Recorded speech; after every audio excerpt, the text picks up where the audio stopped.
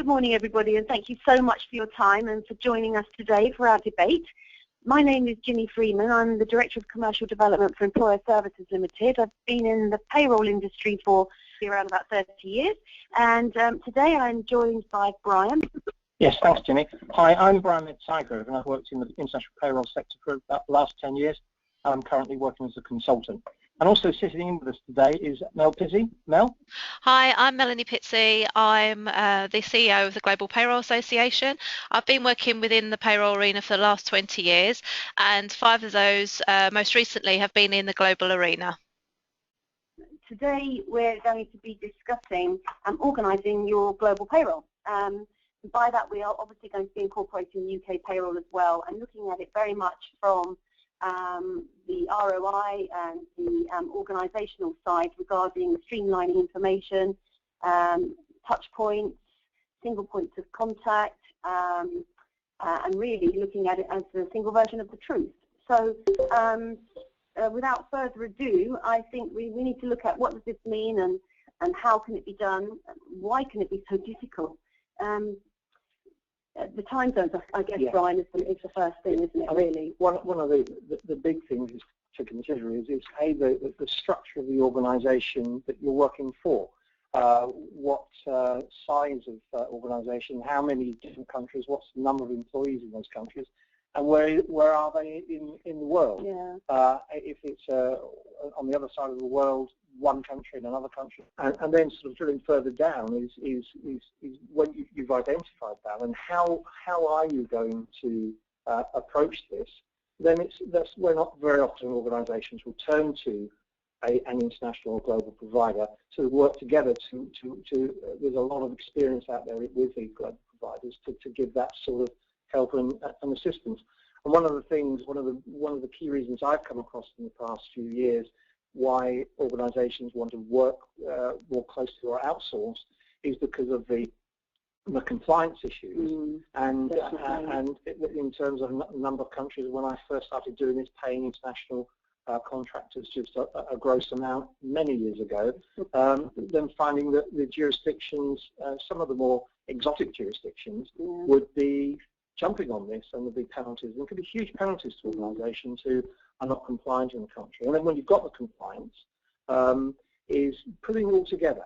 What sort of system do you have? What sort of system do you need? What sort of information do you need? How are you going to get that? And the reporting requirements. And working with a provider who's experienced in that can walk you through those steps. The reporting one is key, actually, because quite in spite of the fact that now we've got corporate social responsibility, promoting the greener economy with electronic pay slips and electronic reporting, not everybody in the world is ready for that. That's right. You can have your own standards by promoting that, but not every country is ready to accept that. And there's a fear factor regarding the governance of all of this aspect as well, isn't there? Yeah, and that's where there may well be opportunities to look at just a software-only element of payroll in the country, but it comes back down to that legislative framework, the compliance issues, staying up to date in those particular countries, and making sure that you are compliant in those countries. And then it's a case of just jumping to another thought is in the calendars, in terms of there may be legislative reasons in any particular country why payday has to be on a particular date. Does that fit in with your corporate plan? Even if it's not a legislative reason, it could be a best practice reason. For some reason, I've come across organisations that wouldn't change their global payroll date. In some countries, that meant running almost like 2 cycles because of the tax element, social insurance element, and the pay element. So it's understanding the specific calendars in countries as well. But then if you incorporate with in-country providers like ICP, you've just got to have the trust and do your due diligence, really, to make sure that you've actually engaged with the right one for your organisation. As Mel was saying, you don't just Google it, check it out, because you've done quite a lot of work on the GPA to make sure that there are people there that have had the due diligence work. Yeah, I think what we've come across is people that have used organisations or, Googled an ICP and they haven't done the due diligence on it. So really, I think that's one of the things that you do need to make sure that you've done your research, you've referenced. It sounds like, you know, teaching somebody how to suck eggs, but But a lot of companies don't actually do that. You know, they may have an impressive website, but it could be somebody that's you know, sitting in a room above their garage, and you could potentially be giving them a lot of money and not have the confidence. And not have the confidence. Yeah. And also another thing is that well, I've had one client who their payroll provider in South Africa didn't give them notice, and so they had people to pay, and they just basically ended the contract there and there, even though there was a 3-month clause. So you know, it's just making sure that you can cover everything as much as possible. And that's where I think SLA, service definitions and service level agreement, actually are critical in this, in this game. And what I've come across before is a lot of procurement-led requirements indicate that the client would want to have a 30-day notice, and whereas providers say, hey, we would like a 60-day notice, because it's very difficult to terminate and change a provider and make sure that people are paid on time by any new provider. So looking at things, sometimes the procurement special type of contract needs to be adapted specifically for the international payroll needs. And going back onto the ICPs, price is very often a driver. However, if you go to a local provider that may be very good locally, but they're not used to the nuances of an international operation, that the business English isn't that good, but the price is low, is that going to take a lot more management, and therefore there's always the unwritten costs involved in outsourcing. So although the reduction in cost is very important, is the increased efficiency, and I've come across a number of clients that look at just the cost basis alone, but then you've also got to consider what time are you saving internally, and do you cost that? Are you freeing up? And how can you quantify that? Even if you can't do it in a quantitative manner, you can probably qualify it as well. Yeah, definitely. Let's move on a little bit, I think, to the importance of sharing business intelligence. I mean, there's a nice little quote here from Henry Ford saying, "Coming together is the beginning, staying together is the progress, and working together is success." And I think working now alongside the Global Payroll Association, I think that's critical for a lot of people that are actually engaging with it, because you can see that there's a like a library there of all the information that you need. Mel, you've been working on this for quite some time. Yeah, so one thing we've realised over the last few years is that there isn't a central place for people to gain information, and I think that's what people are lacking. So when they've actually looked to embark on an international or global payroll, there isn't a huge understanding of what needs to be done in a variety of different countries. And I think what we've sort of come to realise is that if you can share as much information as possible, your global payroll will be hopefully better.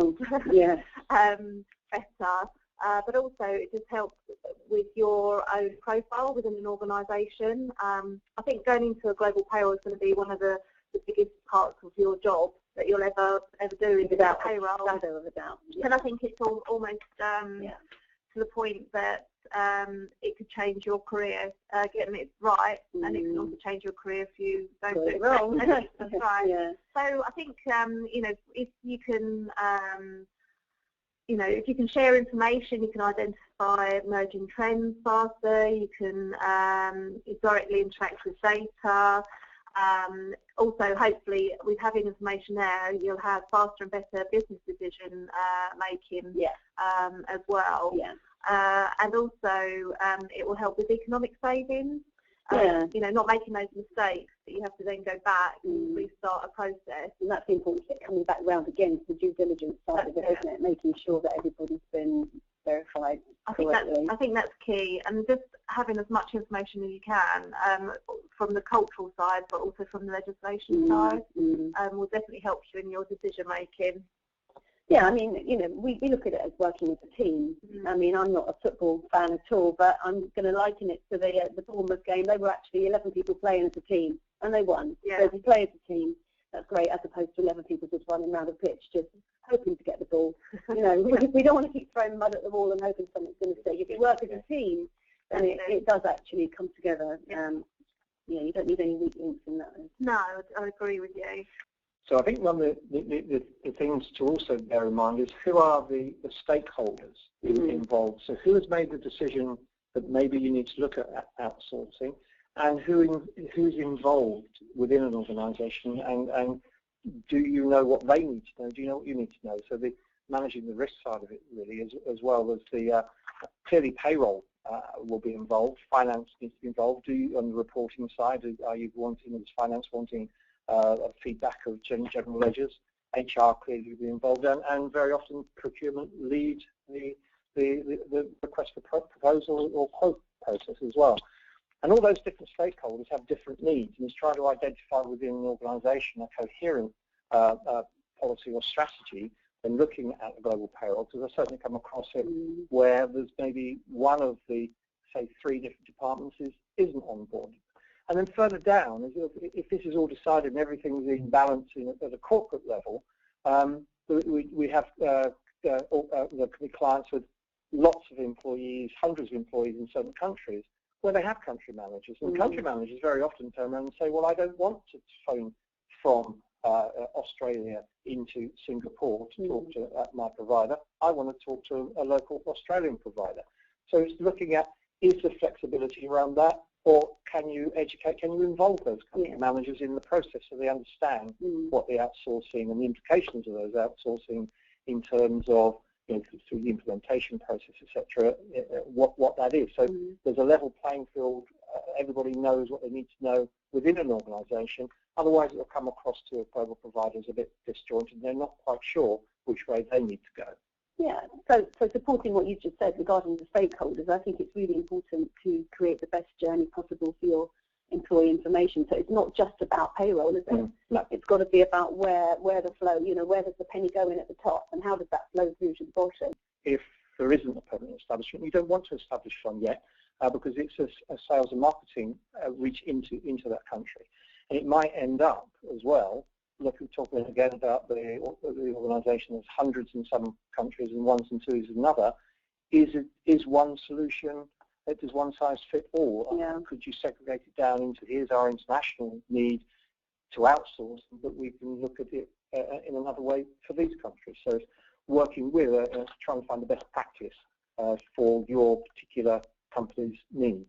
Yeah, I mean, I think in order to outsource, you've got to make sure that you're not just outsourcing and hope that all your problems are going to disappear because you've outsourced. Yes. You've got to look at what's going on in your own environment, within your own organisation, and make sure that you work with whoever your chosen provider is to streamline everything that you need working with. I mean, obviously, data in its raw data then becomes information, and then on to knowledge. I mean, if you've engaged with somebody that you trust, you'll know that the knowledge is knowing that a tax code can have a varying prefix or suffix. Wisdom, knowing exactly what to do with it.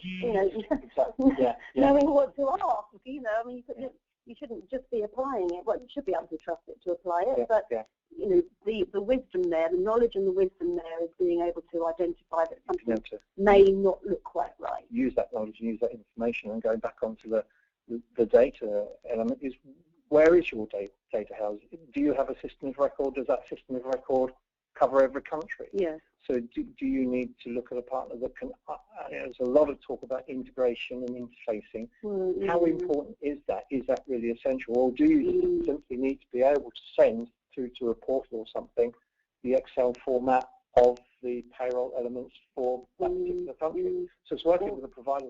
Or just have the API link, there. I mean, the critical thing, I think, is to make sure that whoever you've given whoever the organisation has chosen as a provider, then that they need to be staying on top of the complex knit in the supply chain. Yes. But that provider should be doing that on your behalf, so you end up then actually having a single point of contact, and you're not up at 4 o'clock in the morning and then again at 1 o'clock talking to different polls.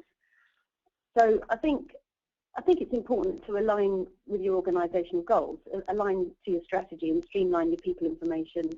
It will empower your staff as well. To make sure that the electronic information that you've got there, if you've chosen to have electronic information, it starts its journey in a given place, and it actually gathers momentum. Yeah, yeah. I mean, how many companies, how many organisations are you aware of that have duplicated information? Yes, very, very true. And not wishing to introduce too much complication here, but that can happen if you may have expatriates, and you may need to look at home and host tax payrolls. And who has that data? Is that data duplicated, and could that be streamlined within the company? Yeah, yeah, definitely. I think there's a powerful message to be delivered to any organisation here when the emphasis is looking to reduce costs. I mean, obviously you've got to manage risks, but ideally you'd be creating a new reality, because if a knowledge audit was actually done properly within an organisation, you would just see how many touch points there are there with the same information. Yeah, and so that goes back to sort of taking a step back and saying, what is the driver for looking at the solution for international payroll, or the drivers, and working forward from that, and taking all those things we've spoken about along the way. Is there a compliance drive? Is there a reporting drive? Is there an interfacing drive? Is there a drive for the spread of the time zones and the culture? And all these coming together to then, when you know the answers to that internally, who's leading it? Is it HR? Is it payroll? Then you can come across this is a strategy. There's also come across a lot of organisations that do issue an RFP. They issue an RFP based on very good external consulting advice, but it's not really right framework for that company's needs. You need to get in, drill down into what does you need as a company to achieve the goals that your company is setting for international payroll. Yeah, I mean, it's top and bottom up, isn't it? At the end of the day, you look at the strategic requirements and from the actual goals of the organisation. But ultimately, the way you structure your information flow will depend on the stakeholders. As you were saying earlier, you're going to need different reporting, different things out of the system. So the best way to approach all of that, I believe, in my umpteen years of experience, is to reverse into it. Yes. Find out at the very beginning who wants what out of everything here, and then reverse into it. Yeah. And the other area, very often, is what are the pain points? There's a common term used over the years. One of the drivers could be because there's particular pain in particular countries or a particular region, and leading with that, with the intention of then expanding to all countries, is then look at the solution that you're being offered. Is it scalable? And how do you measure that provider? We've talked about ICPs and meaning to do due diligence on the ICPs, but then the provider should be doing that due diligence and making sure of that. Cool. But then you need to look at the provider. Do they have the relevant ISOs or other requirements for data privacy? Where is the data being held? Is it being held in country? It would have to be. What's the BCP plan? And And what happens if there's a flood or a tsunami? Yeah, so I mean, we should never actually overlook the power of the payroll, should we? No. At the end of the day, you've got immediate knowledge, it's all relevant, and it's current. Yeah. And I think you know that what you've got in payroll is accurate. And it's central. Yeah, central. It's on our system of record, virtually everything you have in HR, apart from the extended payroll elements, are global. Yeah. So if and when, let's say when, organisations apply this approach and look at the way that the information flows through, then ultimately they can benefit from the corporate social responsibility as well, keeping it all green. Yeah. As we said earlier, there are some countries that still want everything carried by pigeon, but reasonably, more and more we are looking at electronic information. Yeah. Even talking to African partners, one of the difficulties in some of the more remote and exotic African countries was that very often was a need to send an employee with the filings to the tax office, but there's a couple of partners in Africa now that are making this electronic. Which is excellent. Yeah, excellent. Okay, so doing some research here, we've discovered 10 top tips, if you like, for ultimately the change management of the information audit. So to make sure that everything flows appropriately. But I mean, you can read them for yourselves here. But ultimately, learning from others' mistakes. Number 6 there. I mean, you were saying, Mel, that you've got war stories, if you like. I think that's one thing I think is important, is to actually hear where people have gone wrong and to learn by those mistakes. Yeah. You know, some of the horror, there are horror stories, there are with every job, of course. But I think one of the biggest things of which we pointed out is just literally the due diligence that needs to be done, and make sure that you actually look at the companies that you're working with, especially if they're in faraway countries. You know, we heard of an organisation giving a company in Europe $2 million, and they hadn't done any due diligence, and then they never heard from that company ever again. So it's a huge global organisation that actually went through this process, and that was only last year. So it's you know, I think it sounds again like a silly thing to say, but just find out as much as you can and go visit these companies to actually where they work, rather than it all done by the phone. Definitely a good idea, with references as well. I mean, another important thing here is educating your staff to know their role within the information. So, you know, many organisations have staff who are preparing the information, managing the information. They don't know why they're doing it. But maybe it's because 3 people before them in previous jobs have been preparing this report. That report may no longer be valid. Nobody may want it anymore. It may be pointless, but they're spending hours preparing this information. So it's really critical to make sure that everything is current and relevant. Yeah, and I think one of the ones on there, number 9, is create metrics to measure value. Yeah, we've mentioned SLAs, but it's really important to keep your providers to the, you know, work with them on the KPIs and measure and audit and monitor. Yeah. So that brings us back round to our first slide again. So regarding, you know, the organisation of the global payroll, we're hoping that within 20 minutes, which has been a big challenge really, to cover as much of that as we possibly can. If anybody has any questions, they can email, of course, afterwards. Yeah, we can come back to them. Yeah, no, of course. So the final note from me really is put the penny in the top and watch it roll through the process and out into the relevant department or the countries. Just see how many touch points you have and how much it's actually costing your organisation, and see if there's a provider out there that can actually help you get that organised. Yeah, I agree. Thank you, everybody. Thank you from Mel, from Brian, and myself.